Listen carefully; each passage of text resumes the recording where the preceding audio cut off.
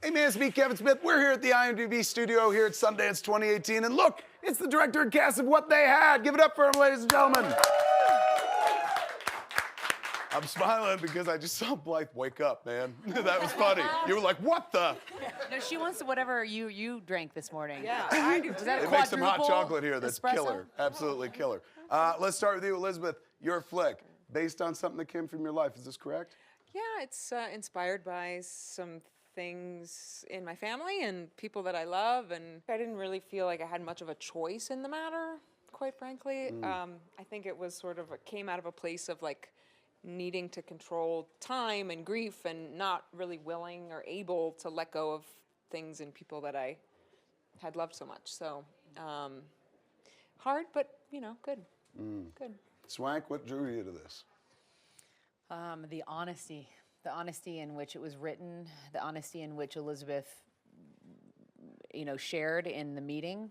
As she just said, it was something she had to do, and you feel that, and that's really what we're here to do, right? Is to do those things that compel us. The dysfunctional families, which we all have a little bit of, and everyone can relate to it in a lot of different ways. Beautiful.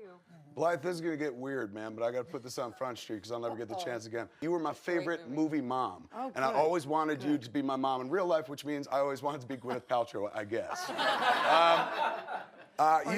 This is an acting challenge and a half, I would imagine, and you're always up to the acting challenge. We've seen your full career. I was hired because I have no memory, and Elizabeth knew that about Let's me. go real as possible.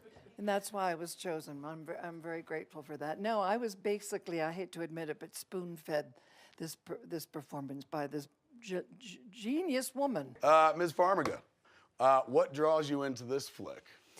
Well, I love stories about dysfunctional families because no family is perfect, no matter how beautiful your family portrait is. Again, I agree with Elizabeth's need to tell this story, and because I had such a personal relationship with it, my grandma had Alzheimer's and passed away from it. I could relate, and I love when I can connect to something so emotionally, when I jumped on board. There's a guy, he acts a lot, man. One of my favorite actors in the world, Michael Shannon. What drew you to the project? Oh, wow. Well, I met with Elizabeth, and I could just tell that the story meant a lot to her. Because the way I look at it, it's my job to help people tell stories, and if I meet with the filmmaker and I can tell that if they don't tell this story, their heart's going to explode or something, I'll be like, well, I don't want your heart to explode, so I'll help you tell your story, yeah. Because, yeah, I have two kids. That's going to be my new ringtone, is you going, I don't want your heart to explode. Exactly. But I can do it if you piss me off.